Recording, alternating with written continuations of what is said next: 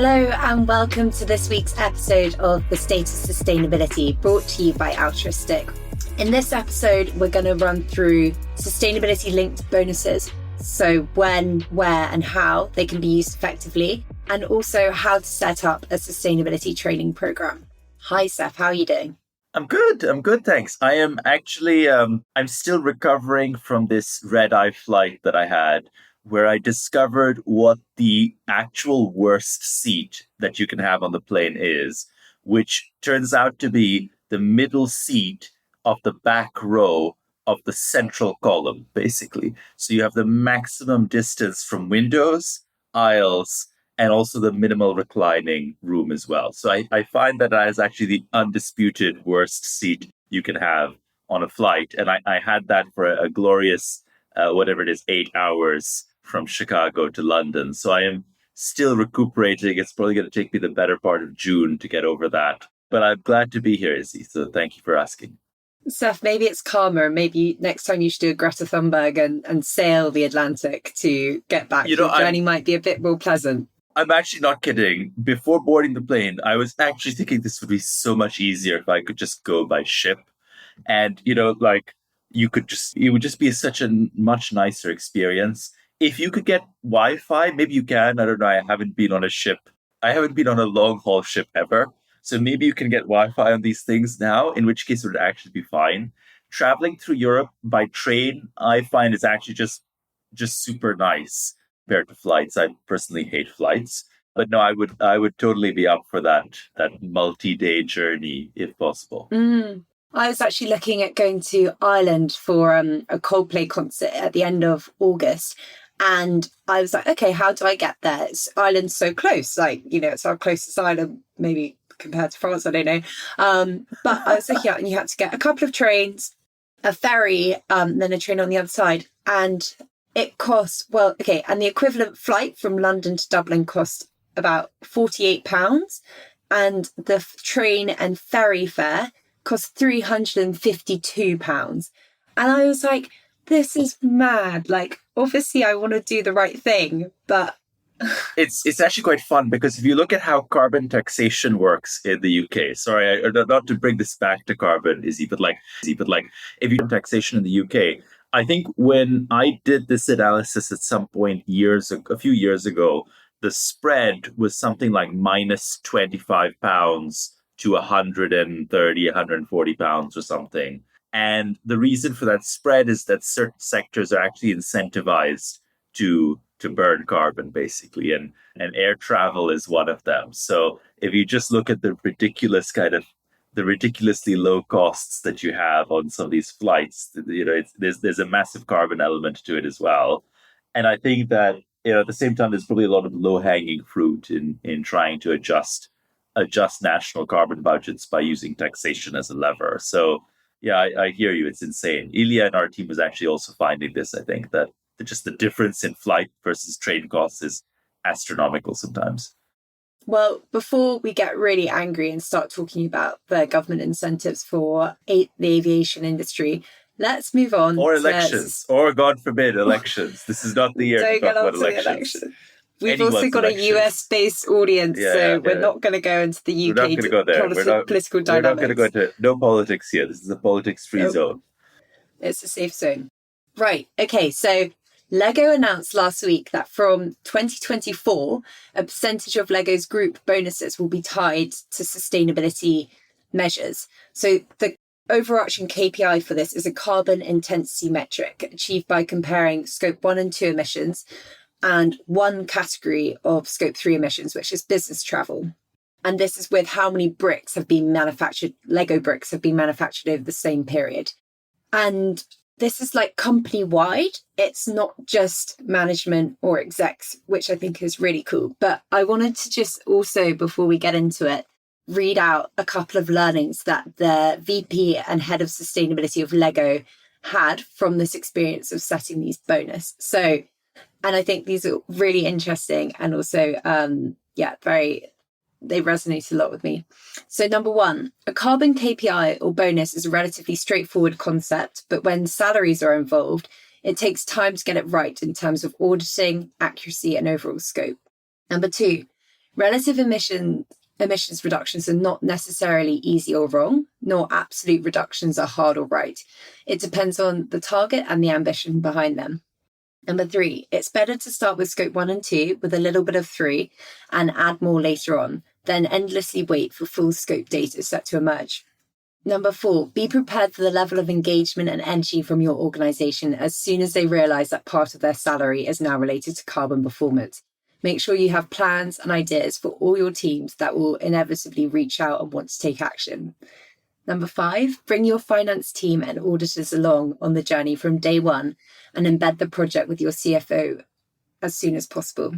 Number 6, have a shadow year to work out the kinks and be prepared for it to be bumpy.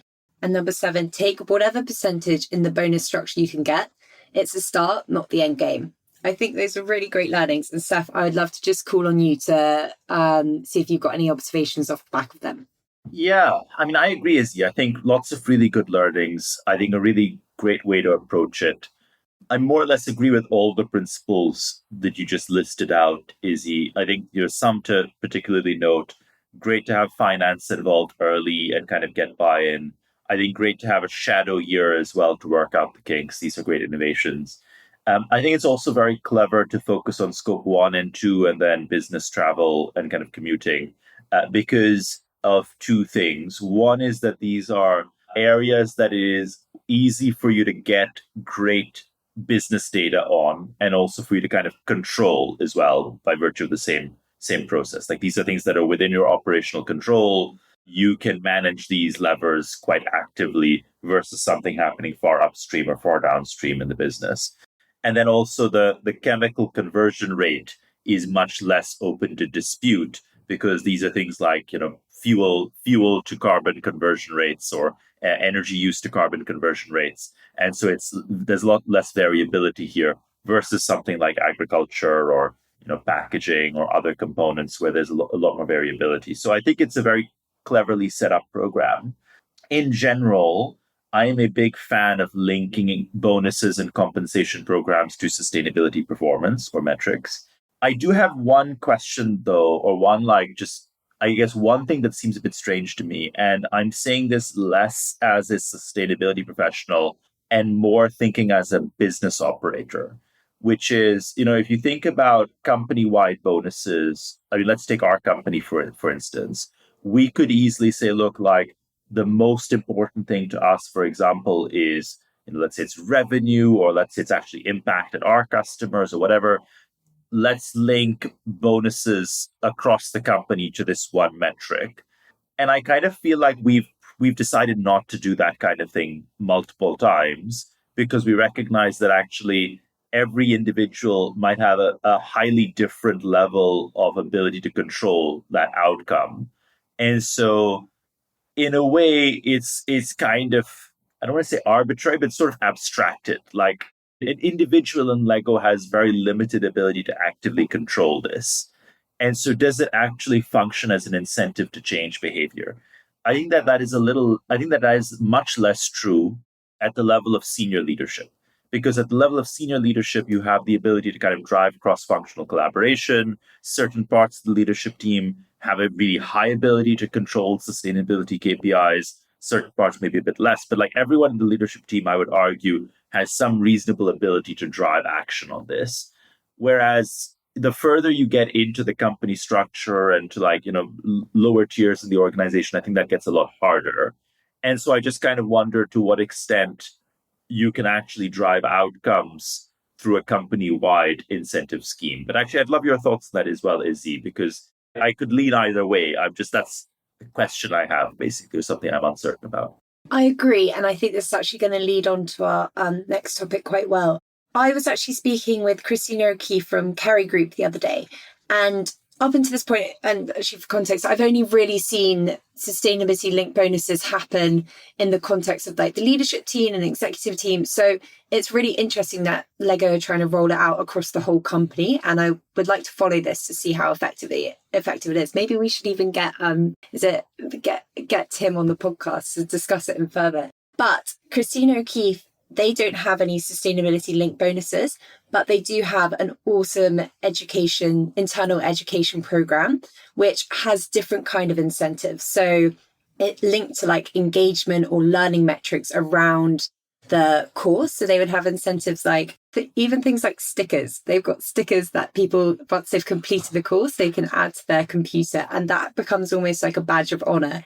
Similarly, in Perfetti Group, which makes the candy company, they have engagement rates linked to being able to partake in the Cambridge Sustainability Business Management course. So I think there are lots of different like softer ways of being able to engage the company as a whole, not just bonuses. But yeah, I'd be interested to see how this rollout works. Yeah, for sure. I mean, I think that there are also different ways you should engage different teams in the company.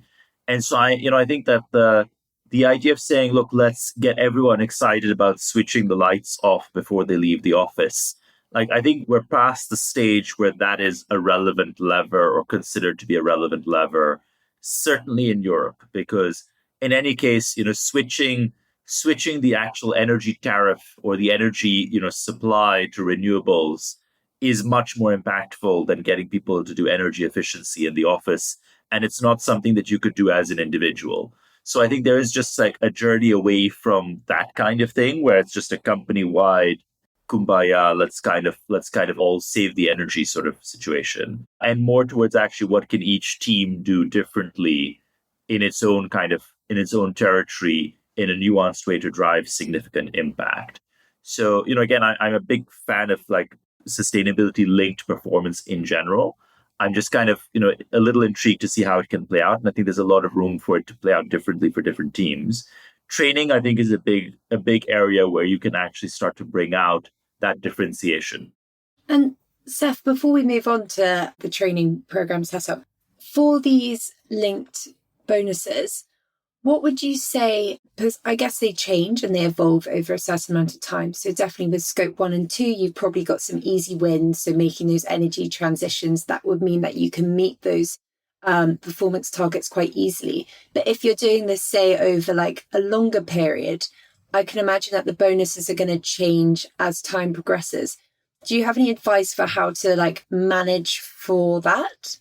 Yeah, I mean, and so again, I guess blending a little thinking as a sustainability professional and thinking as a business operator, I would be more inclined to kind of think about inputs that teams can control and manage, and let's say outcomes that you're aiming for.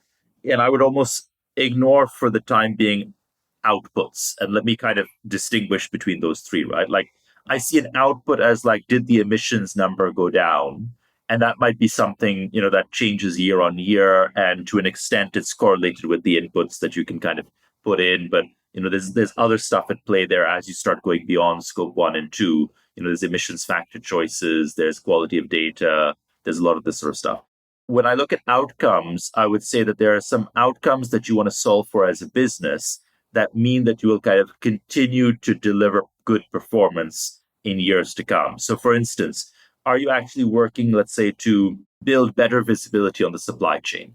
Are you working to have stronger relationships with key suppliers? Are you working to transition specific materials in your value chain to other materials? Are you looking to build significant capacity for your value chain to both use recycled content and generate recycled content and generate recyclable output as well, for instance? These are like system shifts that I would say are, great outcomes to be targeting. And I think that achieving these outcomes is going to be the result of year after year focus on different inputs. What I mean by those inputs is, you might be saying, okay, look, actually, one of the inputs here is, have I started segmenting out my suppliers and really identifying which suppliers I can build relationship type A with versus type B? Have I really started looking at each individual material type and starting to do the analysis on which materials I can swap to or shift to? Have I started reorienting supplier contracts to be more conducive to a long-term partnership and collaboration? I'm focusing a little on procurement and supply chain levers here, but you get the idea. Like these are sort of inputs. And whether or not these move the emissions numbers, let's say next year by 5% or 2% or 10%, I almost think is less important than in the broader scheme of things because you're kind of making big strides on a journey towards better outcomes. Does that make sense? Yeah, so in that sense, would you suggest that the functional leads own, if they do want to do linked performance bonuses, that they own a certain KPI that is relevant to that function? So as you said, like, I don't know, procurement can have the number of supply contracts in there that relate to data sharing or something like that. Yeah, exactly. So I would kind of say, like one of the frameworks that most startups use, for example, is OKRs. You look at objectives and key results. What is an objective that I want to achieve? And then what are some key results through which I can measure my progress towards these objectives, right? Like, you could use that. You could use key performance indicators. There's a whole dogma around what is the right way to do this. And everyone has their own take on OKRs as well. I think it doesn't really matter what framework you're using, but I would say that, figuring out what are the actual goals that you want to achieve, and then what is work that your team can own and control and meaningfully drive to deliver out better outcomes. That's the way that I would approach it. So, let's say in our business, for example, one of our North Stars is like, how are we, what is the extent of the emissions in the shopping basket or the grocery basket that we are managing and controlling. Like if you kind of look at everything that the average consumer buys, our aspiration at Altruistic is we should be able to like measure, quantify, but ultimately also manage an increasing share of the emissions of what sits within the consumer's basket. And so there's a part of that that sits with marketing, which is like, how do we get in front of the biggest companies, the biggest brands that have the largest share of basket in the consumer basket? And like, we could now think about what are the inputs or activities that marketing in our business can control to make sure that we have as many at-bats as possible, as many opportunities to work with as many companies as possible. At the same time, if I shift and focus on research within our company, research, our research teams are responsible for helping build out our environmental factor database, making sure we have as many unique data points, whether it's secondary data or primary data, to quantify emissions and increasingly water and other metrics as well. And driving accuracy, precision, granularity there allows us to get much better outcomes, much better results in the work that we do with the brands that sit in that consumer basket. And so you can kind of see these two as completely different, ending up in the same place, but actually the activities within their controls are different, and makes sense then to incentivize those teams to focus on delivering their work really well rather than hold them to a bar that is a few levels abstracted from them. But that's maybe somewhat of a personal view, just having thought quite extensively about this in the context of our business and also in previous years as a consultant. Yeah. And another thing that the head of sustainability at Lego said was that this wouldn't have been able to happen if he didn't have C-suite buy-in and support from leadership team. Do you have any advice for getting the team or the leadership team behind a sustainability linked bonus scheme? Are there any kind of tips of the trade that you've seen that have worked versus not worked? I think there are. So I think to an extent, I think this is the same for any other sustainability initiative that you want to run past the board or the leadership team, which is ideally you talk as little as possible about sustainability and as much as possible about business value. Because ultimately, especially if you look at like the zeitgeist or the mood, particularly in the US, but also I think in many other parts, many other markets and many other parts of the economy, I think that interventions and initiatives within the business that do not generate shareholder value in the near term, the medium term, or the early long term are unlikely to sort of last very long. And so I think that the age or the moment in time where you could just say, look, this is a great thing to do for the planet, and this will pay off in 30 years. I think there was maybe a brief period between 2018, 19 and 2020 where that was working. But now I think you need a much more near-term link to shareholder value. And so I would really focus on the original basis for sustainability in the business. What is the business value that you are going to create?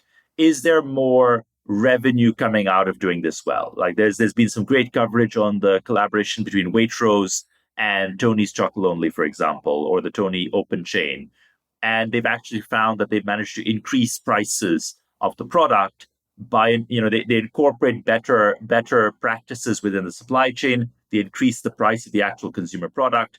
And so actually there's like a top line benefit here. There are not going to be a lot of situations where you can do that, but that's a great example where you can. And that's business value, right? That's a good story for the board, a good story for leadership. And you can say that having better labor practices within the cocoa value chain helps us do better business. Therefore, it makes sense for us to have a company-wide target to achieve something correlated to this outcome. And we are going to reward people for their progress towards that target. That's the narrative that I would take. I would start with the business value, and then I would position performance incentives as one part of a toolbox that should include training, tools, incentives, and let's say processes. Like I would think of maybe these as the four big levers of the influence model that you use to drive change. And I would just say to the leadership, this is how we would do it. If it was a digital transformation, this is how we would do it. If it was a cost transformation, and this is how we're going to do it as a sustainability transformation. But in all of those examples, there is clear business value that needs to be identified for the business to just undergo the massive calorie burn it takes to transform. Thanks, Seth. That makes total sense. I think speaking of the next lever, the training program, let's have a quick break and then we'll jump into the depths of that.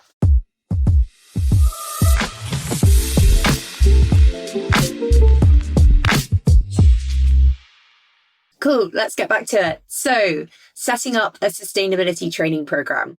I think we can all agree that it's great to have a sustainability strategy, but if you don't have the whole company behind it or aligned with it, you're never really going to be able to achieve those punchy goals that you've set. So, Seth, I'm going to pick your brains on how best to set up an internal sustainability strategy and get these colleagues behind you. So, when you're starting to design it, think about how it's going to look and how you're going to roll it out in your business. Are there any considerations that you should take at this really early stage before doing so? Yeah, and Izzy, just to get specific, I think let's talk about training programs rather than strategy more generally, because we could well go down a rabbit hole. But it's funny, I was actually just having this conversation with Kim, who leads the sustainability team at Griffith Foods, just very recently.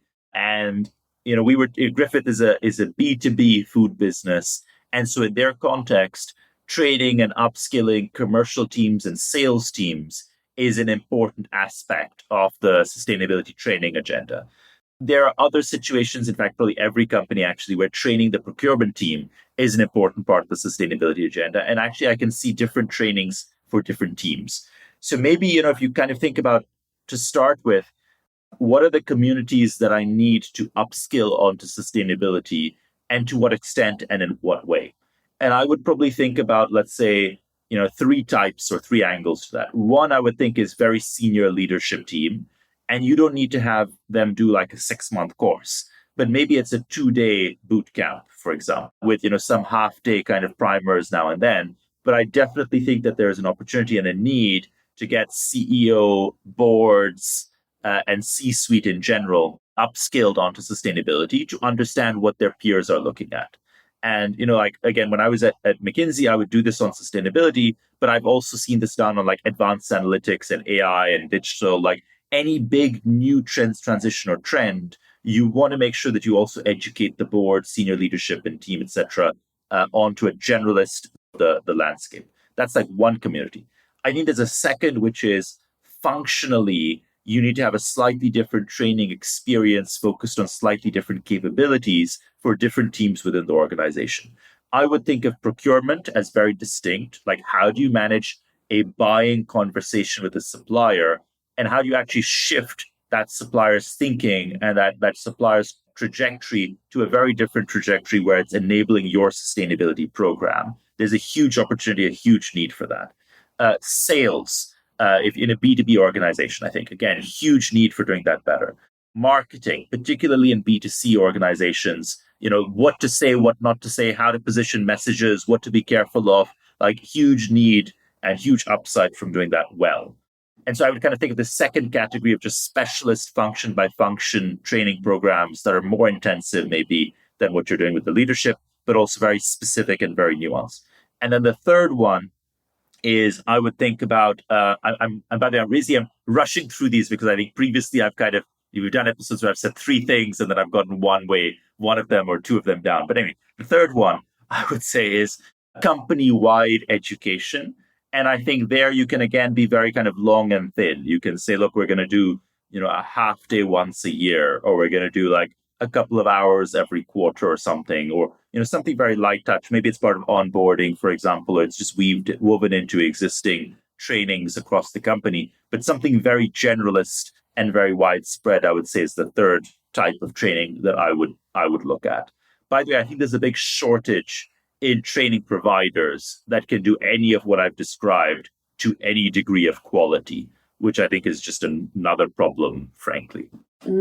I think what you've mentioned here is probably 5, if not 6 whole full-time employees' work, like being able to set up, like align, coordinate the people, do all the logistics behind it, create the content.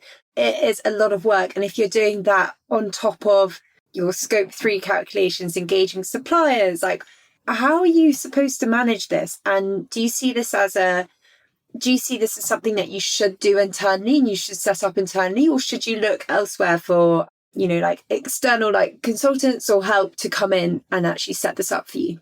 Yeah, so I think actually the companies that are doing this well and likely to do this well are those that have already invested historically in training and capability building as a big lever. And so, I think, for example, I actually think Kim at Griffiths was telling me this, she's ex-Mars, and I think Mars has like a really well-established corporate training program itself already. And so they kind of push this through the same training program, basically. When I was at McKinsey put a lot of effort into training and capability building all through the journey of the person with McKinsey, which meant that you could actually upskill on sustainability at many different inflection points in your career. It was just like dovetailed in with existing training programs and opportunities. So I think that the companies that are best placed to do this well are just those that already have a culture of training and capability building and upskilling. That doesn't mean that you can't do this well if you don't have that history and capability and muscle, but it is just harder for you, right? Like your organization has not built the infrastructure that you can piggyback on, which means I think you do need to then go external and find other partners and vendors. I would look for what already exists and is well regarded and reputed. You mentioned the Cambridge program, Izzy, which I've heard great things about. I know many alumni from that program. I think Fran at Greencore, Hugh at Gusto, I think also went there. Our own Greg as well, right, from our team. And I think that program is well regarded. I don't see a bunch of others out there doing the same thing with the same industry recognition. But I think it's an opportunity. I'm sure there will be others coming out. I've got quite a lot of questions off the back of this, but the first one is the list you gave me. So the board, functional teams, and then company-wide. Is that the order of prioritization that you'll go down? Pretty much, actually, yeah. I would actually do it that way. I mean, that wasn't what I had intended when I was listing it out, but I would actually do it that way. I would say I would probably start with making sure that leadership is engaged, bought in, and understands context. And I actually don't think most organizations do this well enough or take it seriously enough or start with that. But I would start with that. And then I think from there, everything else flows. And I would maybe have an order of priority within the functions. So I would, again, lean on business value. That should be the North Star here. So if you've said, look, we're a B2B organization, business value from sustainability for us is getting, longer term, more strategic relationships with key customers where we have a bigger share of wallet versus the competition. That is business value. Then you need sales teams to be front and center of the training kind of program that you're setting up, and maybe the first function that you kind of upskill should be that function. Or you say, look, actually, we have a big operational transformation to go through. And at the other end of that, we will not only be more sustainable, but we'll be much more resilient as well to external shocks, supply chain risk, etc. And then maybe it's actually the operations team that you need to go, prioritize. So I would lean on business value and prioritize within that. And then the company-wide thing, I would say, probably can come a bit later. It also has more exposure, arguably a little less upside, I would say. And where does the sustainability team fit into that? Because I think increasingly we're seeing sustainability teams hiring people that don't necessarily have the sustainability knowledge, but they've got the vocational skill set of change management, etc. So would the sustainability team be at the top of that sequence? It's a good question, Izzy. I think that I've kind of implicitly assumed that one might be bringing in a sustainability professional who is bringing expertise into the business. And a lot of companies are doing that. They're seeing hiring as a way to acquire expertise that they don't already have. Where you don't have that, let's say you're making a lateral shift and you've kind of moved someone from one part of the company to another part of the company where they're now leading sustainability, I would actually see maybe even the leadership training as the opportunity for this person to go through that training experience with other members of the leadership team. And so I think there's two ways you could approach that. One is to say, actually, the sustainability team and leaders should get a slight run up, versus the leadership team. They should go through the program a little earlier so they can then, be the experienced guides taking the rest of the leadership team through the training experience or through the upskilling experience. The other could be actually that they're in it alongside the rest of the leadership team, and it is a shared experience, but the new sustainability leader is going to carry on upskilling beyond where the leadership team kind of, goes back to work on their regular stuff. And this person will actually carry on upskilling beyond that. I think there are different flavors of this that you can experiment with.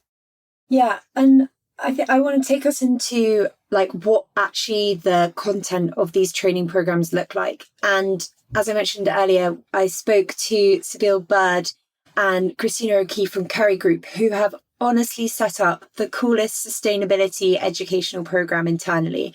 And they've rolled this out company-wide, so to 12,000 employees and in their wired community. So those who are connected by email, they're now rolling out to their unwired community of employees. But the format of their program is that they have 6 modules which all align with their sustainability strategy. So one of the module will be health and nutrition, one will be sustainable sourcing, and it goes on. And with those, they've created 6 videos aligning with them. And maybe it's worth noting that all of this content is evergreens that's supposed to last for at least 3 years before they evolve and change it. And also it's uniform. So it's all the same across the globe. But where they actually change the content is how it is deployed. So when the content is set at a global level, it is then taken by regional teams and they create it and they change it, the deployment into different areas. So Christina, who's the regional lead of North America, she did watch parties. So they had these films and these modules filmed at gatherings where people would have pizzas. Then they would have an open Q&A with set questions. And these questions can be anything from what is scope 3 to also if you were the president of the US, what would you prioritize, nutrition or sustainability, which really got this kind of conversation rapport going. But then the EU, the lead, they actually did a completely different take and they got experts. So chemical and engineering experts to lead sessions on specific parts. So I think that was just really cool to see how that you can set content, but also which is scalable and it's not too overwhelming, but you can actually deploy it in different ways. But to get actually into the setup of the content or the format and the actual meat of the content, Steph, I'd love to ask you what you think are good anchors to lean on.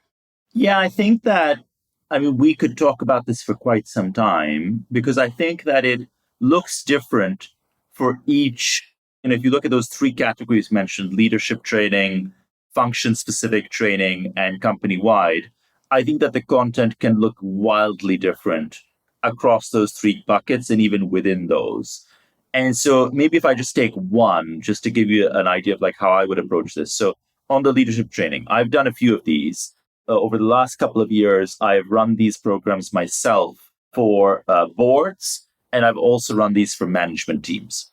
And so, one that I did last year, I think, was with one of the Unilever management teams for one of their business units. And we had, I think, like 25 or 30 members of the senior most management team attend. And it was like a ESG wide training program. I normally don't like talking about ESG in general. As you know, I normally want to just focus on environmental sustainability because I think it's very distinct from social and governance, but I made a small exception here and I talked about ESG as a whole. And in that context, what I focused on was, let's start with kind of business value. Why is this important? And obviously, Unilever is very forward leaning. So you maybe start with a lot of that assumed as a given. And you don't go on like, well, climate change is real, et cetera, et cetera, et cetera. You kind of assume a lot of stuff is just given and you start, midway. But then you kind of go into, okay, great. How do we actually start quantifying business value from this? Do we look at like consumer appetite to pay more? Do we look at brand durability? Do we look at something else? You then kind of say, okay, how does this play out differently for different companies trying to capture that value? I always take a value chain example. I say, you could have companies at different parts of the same value chain, and they're prioritizing different things within the ESG basket. For some, it's like carbon and water and single-use materials. For some, it's like carbon and labor practice and local communities. For some, it might be something different. And I kind of try and give it an idea of how you want to focus on winning the game in some places and playing the game in other places, or just staying above board in other places, and deciding that mix is part of what I'm trying to upskill the team on. Is like that you don't try to be amazing at everything. You try to be amazing at a few things and good at many things. And then I kind of try and go to how do you make those decisions or trade-offs. And then I go to like, what are the areas that you should think about prioritizing within the business? Now, this is like a relatively short primer. It's like a couple of hours. It's a big investment, actually, because if you think about 20, 30 members of a senior management team, this is significant prime time. Like for this, like I was getting what the board meeting would get and more, actually, like a larger stakeholder base than the board meeting. And, this is just sustainability and it's just me. And so I'm very conscious of that responsibility. And so I'm trying to cover a lot of ground in this, but I'm also trying to give a framework that they can take away and use to actually drive work. And so I try and think about like very dense value creation in a few hours for that sort of session. Whereas if I was running that, let's say with a more junior team, I might take 2 days over the same content. But just to give a bit of a flavor, Izzy. Yeah, and I think also like I can imagine that was quite a high pressure session, Seth. So I take my hat off to you. But I also think there is a real need to like make it fun. And I think Erin at Nestle tells a great story about how she took the board to one of their farms and she planted some plants in the soil. And over time, she planted in different areas of the soil, some which were healthier soil versus not. And then they hung it up on a washing line to demonstrate what good, healthy soils looks like. And it started off with, like heavily farmed, high fertilizer, all that jazz, with like a full knicker, a full pant. And then it goes down until it's literally like a skimpy thong because all the healthy like nutrients and bugs and stuff in the soil had eaten away. And I think that is like a really emotive, memorable piece that can also just help hammer home what you're trying to get on board. So I think alongside that business value, if you can make any like memorable stories as part of it, and we've spoken a lot about, creating folklore and narratives, I think that's also a good area to lean on. Yeah, I mean, I think I would think about early days in altruistic, and this will sound completely detached, but I'm going to bring it first full circle. Early days in our company, I used to think about minimum scalable personality, which is for myself, which is I had the opportunity to engage very densely with the first few people to join the company.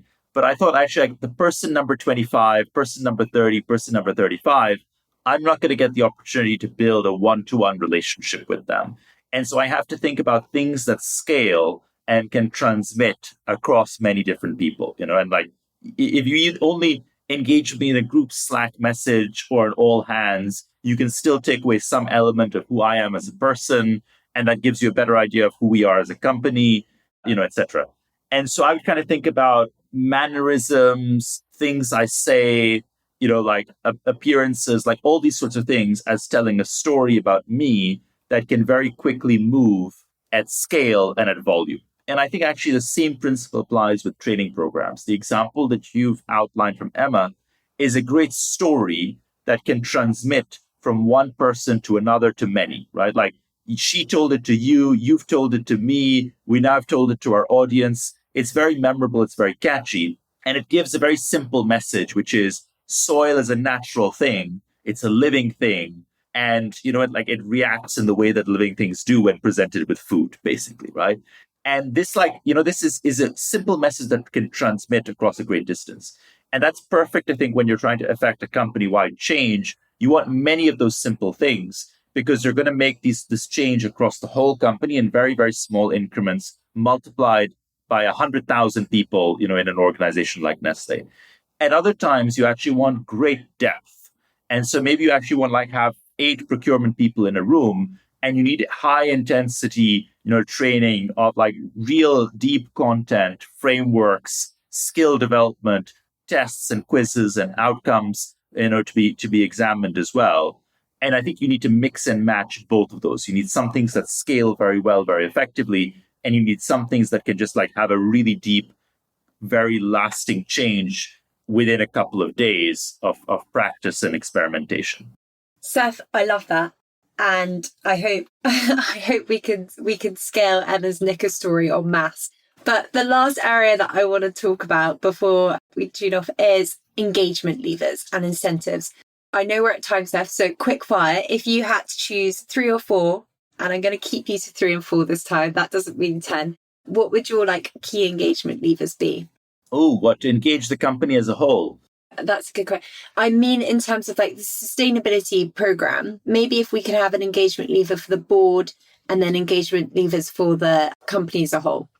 It's a big question, I think that I would always look to work. I would kind of look at where you want to work sustainability engagement into existing levers or existing cadence versus where you want to drive something new. And so with the management team, the senior management team, I think, again, bonuses and incentives are a great existing lever to drive action and change. And that's why I think they will be effective there. You need to do some things to make sure it's not gamed, with the best of intentions that it's not gamed. And, we should talk about this at some point. And I think we have at some point previously. But I think that's a great lever there. I think that with individual teams like procurement, marketing, sales, etc., I think that these teams are, again, usually very heavily incentivized by their actual business outcomes. And so what you probably want to take is you want to work in, whether it's an OKR or a KPI, you want to work it in quantifiably. In our organization, for example, if you look at our sales team is clearly focused on revenue attainment, right? That's the single goal maybe that our sales force is focused on. Maybe it shouldn't be that way, but that's, like it or leave it, that's kind of what it is. And if we wanted to drive change in our sales team and how they operate, we'd say, okay, well, actually, let's work in another goal, which is it always has to be a certain type of customer. And we will treat the sale differently if it's to a company that we actively want to be working with versus one that we're actually not so keen to work with for whatever reason. That if you work it into the existing cadence of operations, it will go much further. And then from the company-wide perspective, I actually think that brand is probably the best way to engage the company as a whole, which is if you start actually rethinking your company brand and what it stands for. Ultimately, I think most people choosing a job these days are highly influenced by the brand that they're joining. They want to join a company that says something about them. This is certainly, I think, true for the highest in demand or the most in demand talent. They are, they have the liberty to choose from any number of places they could go and spend their time, and they will go to some place that says something meaningful about who they are as a person.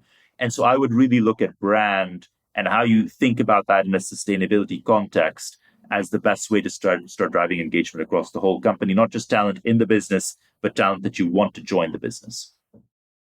Yeah, I think that's a good breakdown. If I was just to add one more from my conversation with Kerry, is that they actually created a dashboard. So the regional leads, as I mentioned before, they all had a dashboard and they had a KPI in terms of like engagement metrics. And they were competing against each other region as to what their like rollout engagement metric was. So I think Christina managed to get 92% engagement, and their European counterpart, I think, was in the late 80s. But having that competition and gamifying it slightly at management level, I think can be really effective to make it trickle down into the kind of wider company. Yeah, for sure. We're all competitive creatures, right? So yeah, I think for sure. We are at heart. We're actually having a podcast in a few weeks with Camilla Riddiford on driving internal engagement, where we'll dig much. Camilla Riddiford also is head of sustainability at UK and Ireland at Arla. So we'll dive in a bit more into how she is doing it at Arla and draw on some of her case studies just to flavour this podcast even more. But Seth, any last thoughts? No, I'm looking forward to the chat with Camilla. I think one of the interesting things with Arla is that I believe it's a cooperative as well, which means that there's an interesting quasi-competitive dynamic between suppliers, but they're also they have a big stake in the business. And so I think that's an interesting dynamic to manage as well. So I'm excited for that one. Yeah, lots to come. Thank you, everybody, so much for listening. And look out for our next podcast coming out on next Thursday. Thanks. Thanks, Izzy.